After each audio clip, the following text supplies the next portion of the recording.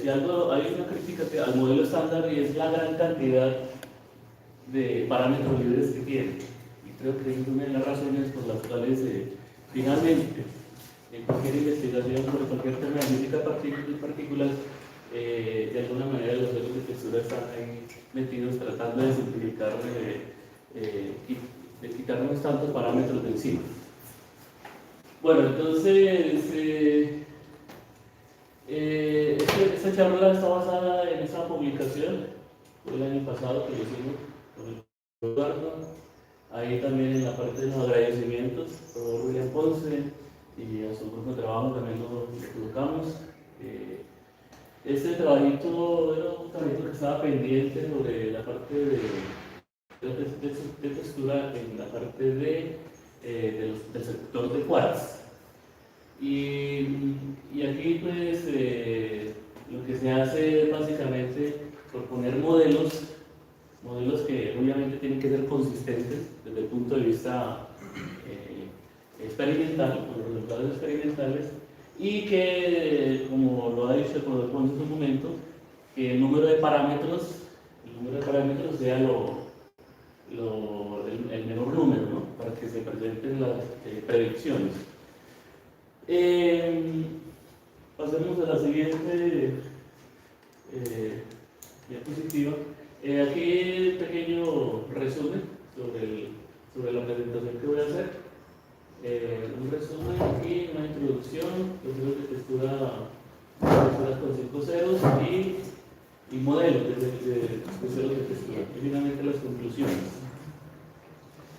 Bueno, primero que todo, en este trabajo lo que hicimos fue un estudio exhaustivo para encontrar matrices de masa en el modelo estándar. Estamos trabajando en el modelo estándar con un máximo número de ceros de textura que sean consistentes con la parte experimental.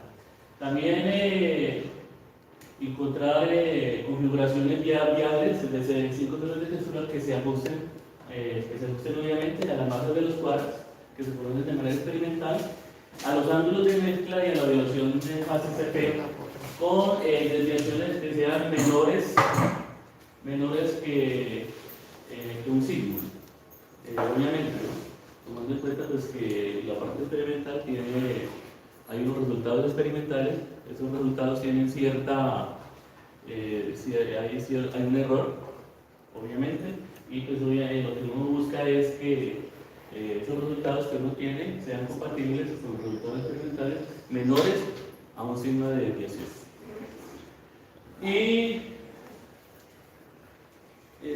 vamos, un momentito, no he terminado acá.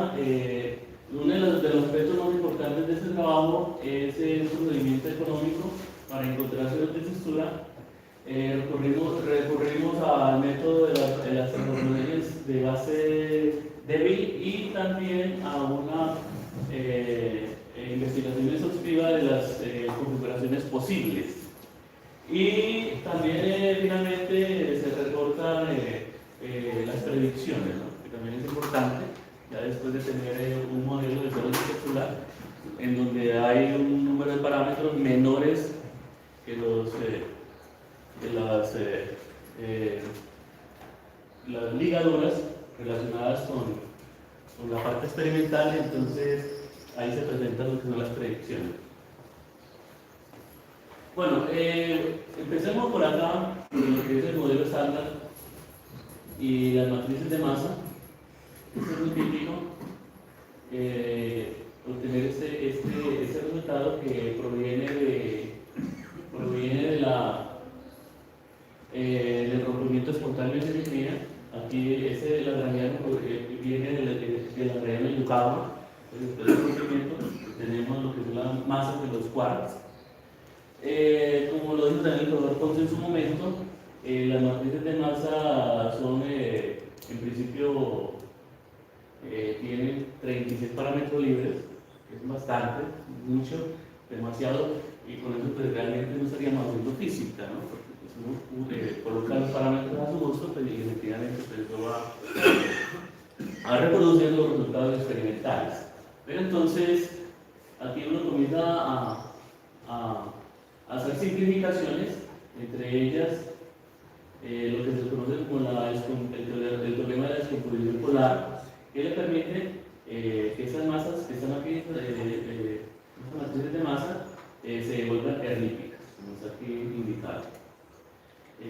Bueno, esto es basado en ciertos métodos matemáticos y en el hecho de que en el modelo estándar la parte derecha son singletes, entonces se pueden redefinir la base para que terminemos con matrices de masa hermítica. Eso es una gran simplificación.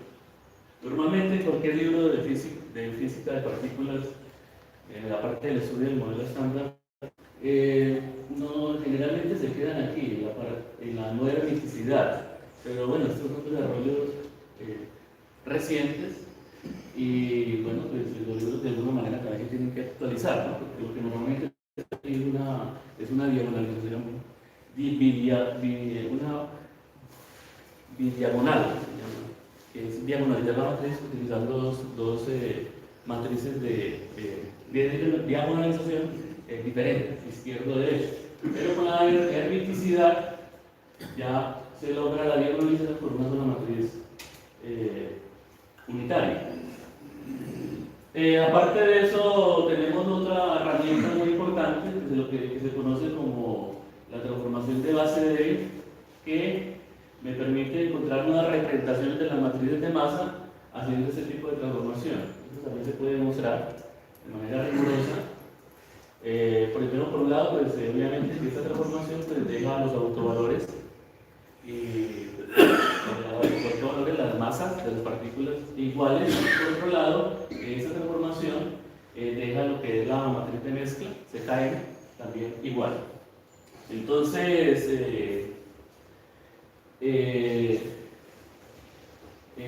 es algo completamente viable y que es una herramienta muy útil para lograr ceros de textura y simplificaciones en los modelos para quitarnos muchos parámetros libres del modelo. Bueno, adicionalmente, también en la literatura, algo que también utilizamos muy extensivamente, son estas formas de escribir las matrices de masa. Esto proviene de la transformación de base de él. Uno lo puede ver y en principio uno diría, pero caray, ya ¿por qué van a colocar la matriz de masa A ya en forma diagonal y esta que incluye la parte diagonal y la matriz de mezcla, CKM? ¿De esa manera o de esa manera? Esa presentación es muy general, realmente. Proviene de la Universal Transformation y una de las ventajas que tiene es primero que uno puede trabajar con los autovalores, que aquí son las masas de los quarks. Hay que tomar en cuenta que estos parámetros pueden ser negativos. Pues no significa que las masas puedan ser negativas, ¿no? Sino que es un truco matemático a fin de lograr ceros en las matrices de masa en la parte diagonal. Pero después uno puede quitar esos signos negativos y ya quedarse con las masas efectivamente como lo son, positivas. Un detallito Gisbert. Sí, profesor. Tener matrices hermíticas, lo cual garantiza que los autovalores son reales, pero no positivos. Bueno, sí, pueden ser negativos, pero es inconveniente. Eso también es cierto, sí, claro.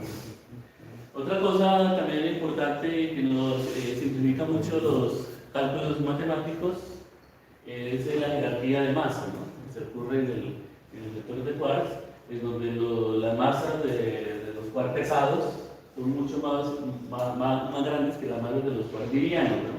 De la primera a la última familia. Entonces, esa jerarquía ayuda mucho en las simplificaciones matemáticas. También aquí una pequeña historia sobre esto de los ceros de textura, que eso viene por allá de los años 60, ¿no? Es bastante viejo, estos métodos desarrollados inicialmente por Weinberg y Frisch, que introdujeron los ceros de textura, y en su momento pues estábamos era una época en donde pues, la parte experimental pues, había una ventana más amplia de posibilidades. Entonces, por tanto, pues, en ese tiempo pues, se proponían unas texturas mucho más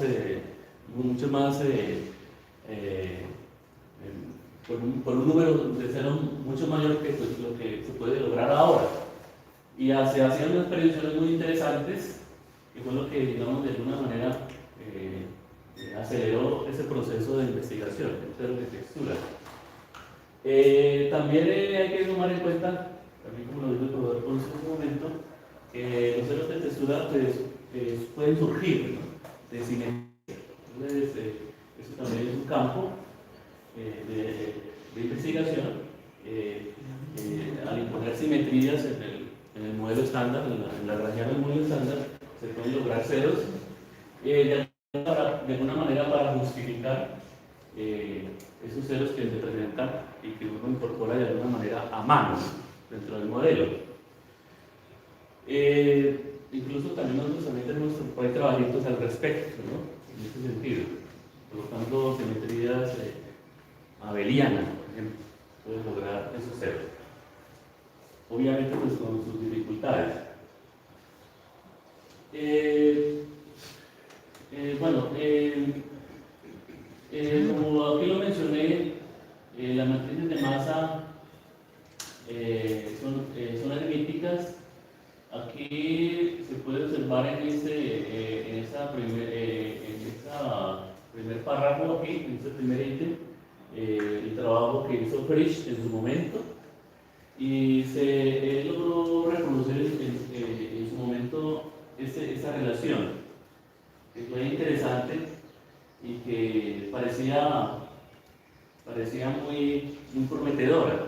Esta relación entre las entradas de la matriz de mezcla, la ZM, la V y la CB, esta relación igual a la raíz cuadrada de la relación entre las masas del quad A y el quad C.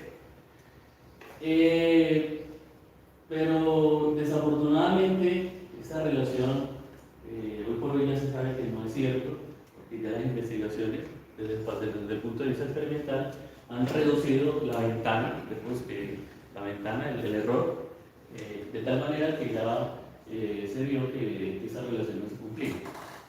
Bueno, esto lo había logrado Frisch en su momento con 6 ceros de textura, pero entonces ya pues ha quedado pues omitido, ¿no? Ha quedado pues ya relegado porque no es una teoría que se ajuste a la parte experimental.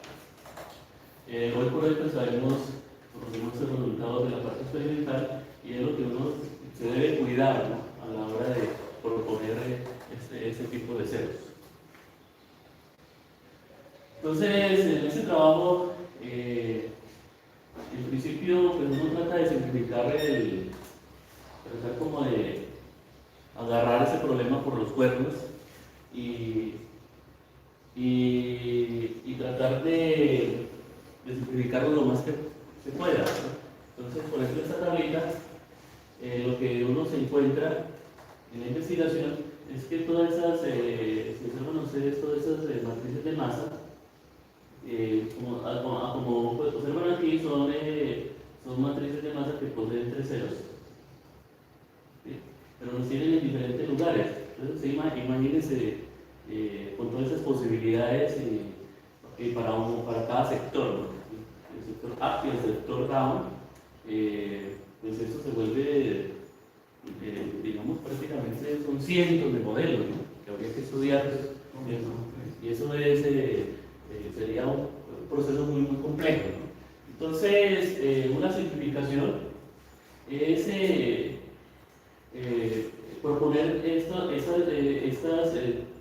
dos posibilidades que se presentan acá como en cada columna, cada una de esas formas, de esas configuraciones son realmente equivalentes, que se pueden reproducir a través de permutaciones, y las permutaciones son matrices unitarias. Entonces, aquí estaríamos de alguna manera implementando una Wheel Based Transformation con matrices unitarias, de tal manera que todas realmente Entonces, frente al que en principio se ven como muy diferentes, son realmente iguales y equivalentes. Lo mismo, pero lo que sí no se puede lograr es, por ejemplo, pasar de aquí a acá, con una permutación, no. Se puede lograr de aquí, en cualquier elemento de cada columna, ¿no? Se puede lograr ir de aquí a aquí, acá, acá, y lo mismo acá, pero no de aquí a acá. No se puede lograr con una permutación. Pero, ¿y qué diferencia hay entre estas dos columnas? El número de ceros que se presentan en la parte diagonal. Por ejemplo, aquí observamos que son dos ceros en la parte diagonal, dos ceros, y así sucesivamente. Entonces, lo que uno ve es que las permutaciones lo que hacen es mover esos ceros, pero manteniendo el número de ceros en la diagonal igual. Y aquí pasa lo mismo, pero con un cero en la diagonal. Entonces, lo que uno observa es que las permutaciones no pueden incrementar el número de ceros, pero sí los pueden mover de tal manera que digamos que estaríamos tomando dos tipos de familias, ¿no?, posibles para los ceros de textura. Aquí pues un ejemplo de lo que les acabo de mencionar, ¿no? Tomamos como una permutación, por ejemplo, con un cero en la diagonal, mueve los ceros, puede ocurrir tanto en la diagonal como por fuera de ella, pero sin que cambie el número de ceros en la diagonal. Por ejemplo, aquí para un cero en la diagonal y aquí para dos ceros en la diagonal. Una permutación lo puede lograr, que es una transformación de base de ello. Aquí lo que se hace a continuación es trabajar con una configuración lo más general posible, y lo que se encuentra es que uno puede lograr, con una propuesta de dos ceros, uno puede hacer un análisis de tipo analítico, riguroso, ¿no?, sin tener que utilizar, digamos, un análisis numérico, dejar la parte numérica para el final, ¿no?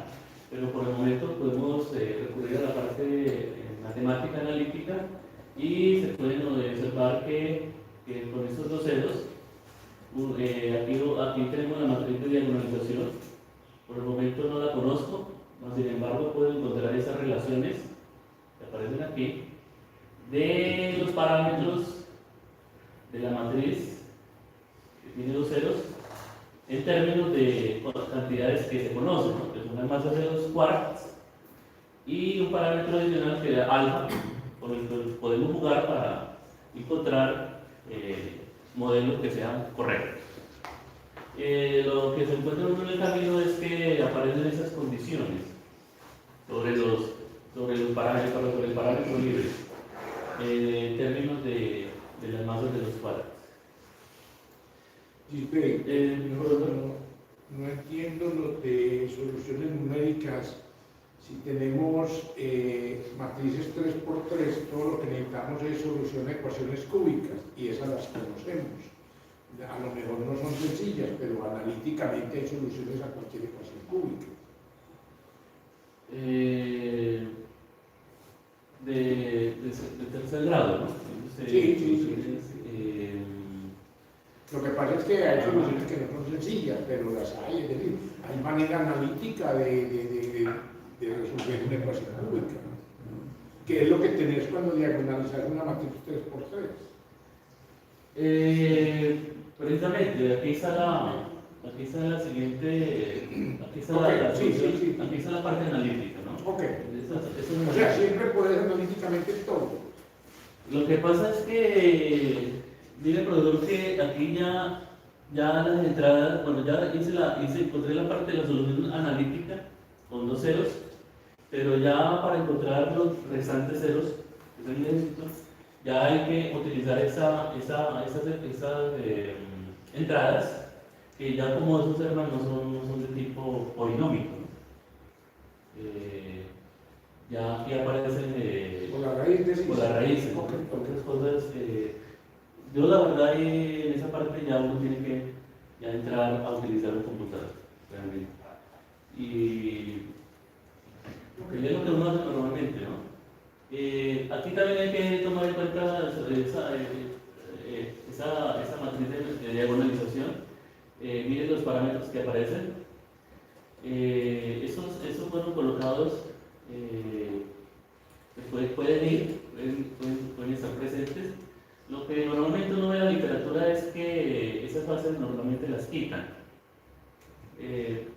Pero esas fases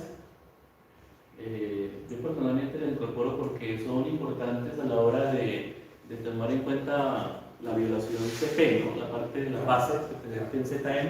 A mí me parece que o me parece no, bueno, propuesta, ¿no?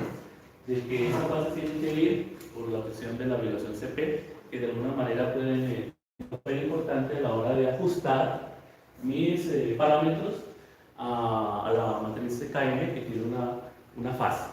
De acuerdo. Lo curioso es que en la tercera columna no le coloqué fase, también se la podría colocar. Lo que pasa es que como uno puede factorizar esa fase, entonces puede estar absorbida por esas dos fases de aquí y se puede aplicar una fase del problema. Bueno, sigamos. Aquí. ¿Cuántas fases tenéis ahí? Ahí en este caso dos fases. Bueno. Yo sé que ahí el productor ha tenido sus propuestas, ¿no? Pero eso es lo bueno, ¿no? Que es un tema abierto, ¿no? Que todavía hay muchas cosas por solucionar, ¿no? La cuestión de la fase, ¿no? Porque incluso ahorita lo dijo, de que solamente se necesitaba una fase, ¿no? Una sola fase.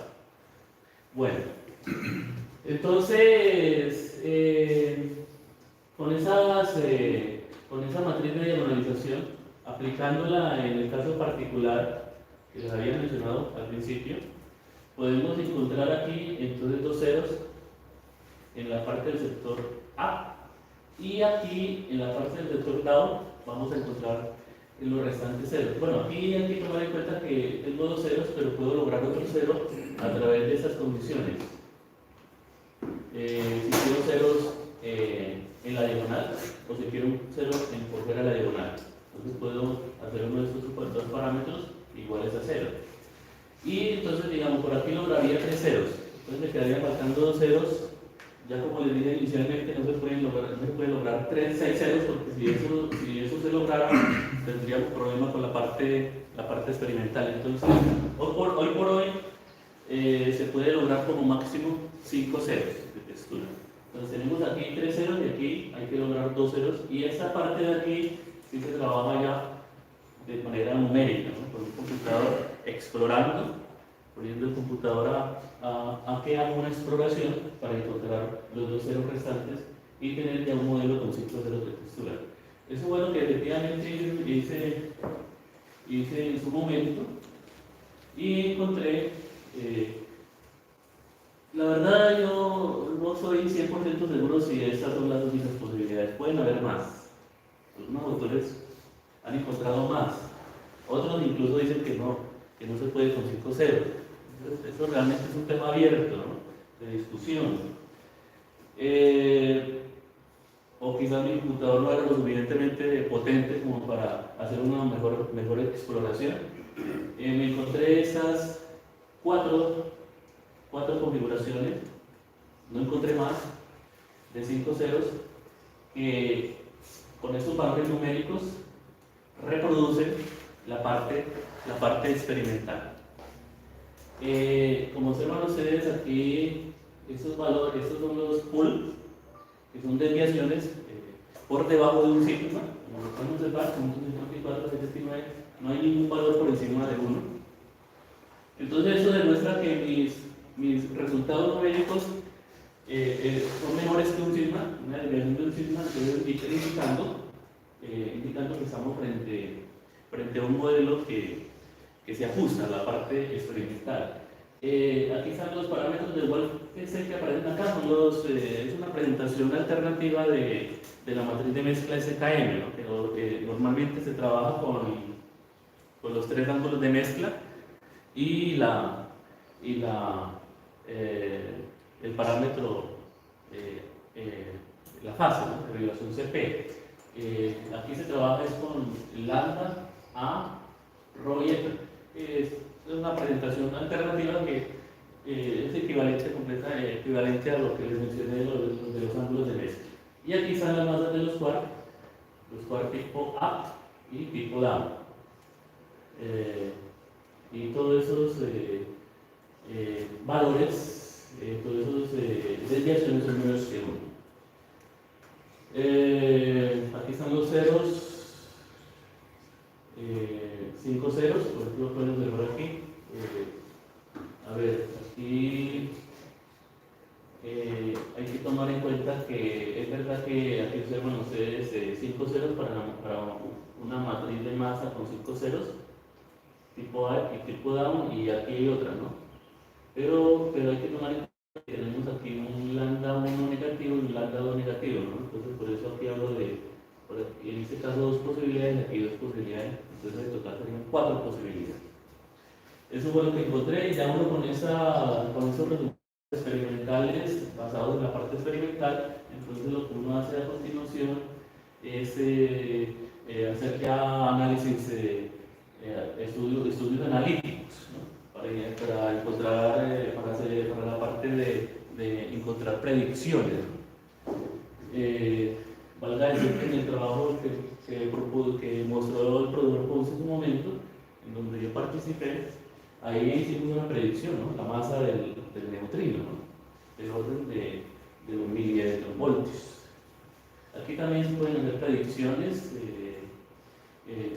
digamos, de relaciones, como las que habíamos encontrado previamente. Por favor, se puede devolver. Ahí. Ah, no. Creo que era por acá. Pero más. Este tipo de relaciones, ¿no? Que es muy interesante, ¿no? Las relaciones entre las entradas de la matriz de mezcla y las masas de los cuadros. Es lo que uno normalmente quiere, ¿no? Obviamente no son tan simples como este. Pero sí se pueden encontrar, son más complejas, pero lo interesante es que esas relaciones sí se ajustan a la parte experimental. Entonces pasemos finalmente a las conclusiones. Un poquito más. Sí. Cuando decís que está de acuerdo con medidas experimentales, estás incluyendo que en las medidas experimentales estás incluyendo los ángulos del triángulo unitario de la violación CP o no. Claro, todo. Okay. Claro, Okay. efectivamente. Okay. Incluso también hasta la fase. Ah, qué bien. Ok, perfecto. Gracias. Finalmente, en las conclusiones, pues, realzar el hecho de que el método de las transformaciones de base débil es un método que me parece potente, con el cual se pueden encontrar inconfiguraciones, ¿no? con un cierto número de ceros de textura, ¿no? Yo lo he explotado bastante, ¿no? Este método. Algunos autores tienen sus caminos, ¿no? sus métodos para hacerlo. Yo utilizo mucho ese método, me parece muy potente, ¿no? Obviamente, pues es el gusto de cada uno, ¿no? Yo lo recomiendo. También en la parte de las permutaciones que les mencioné, eso también simplifica mucho las cosas, ¿no? A algunos autores pues, les gusta trabajar con muchas configuraciones, pero yo diría que tomar en cuenta las permutaciones y muchas de esas configuraciones realmente son equivalentes.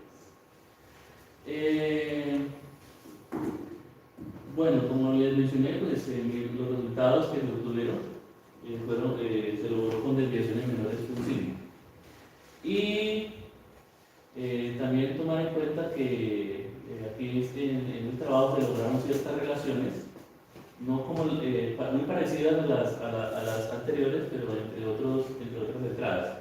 Esta es una relación muy conocida que se sigue, ya desde la época de Frisch lo logró y se sigue manteniendo. Esa relación, más bien embargo, esa pues ya se sabe que no es igual. Y bueno, pues en esa exploración y buscando en la literatura, el caso 1, realmente sí he encontrado en la literatura estudios al respecto del caso 1, pero del caso 2 no he encontrado artículo en donde lo tome en cuenta. No sé si mi búsqueda no ha sido lo suficientemente exhaustiva, lo que me vi que es algo nuevo, ¿no? Algo interesante, no lo he encontrado. Y bueno, pues finalmente que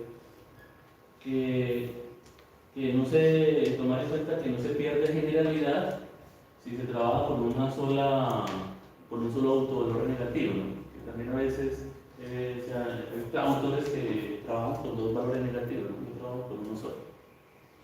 Bueno, eso es todo lo que tenía que mencionar. Muchas gracias.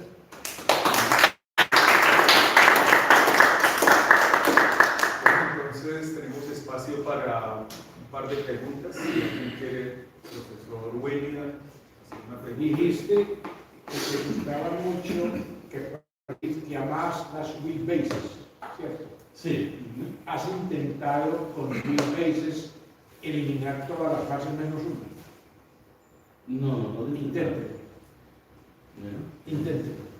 es una propuesta buena. Sí, yo he visto al respecto y bueno, pues habría que intentarlo, pero a ver qué. A ver, Yo lo dije en neutrinos. Eduardo también por ahí. Obvio. Es que es una propuesta para el grupo. Es una propuesta para el grupo. Porque yo sigo insistiendo, solamente una fase es física. Solamente. Sí, eso es definitivo. O sea, no puede haber opción. Eso es colla, eso es cabrón. Sí, exacto. Eso sí. Intentémoslo. Mejor dicho, intentémoslo.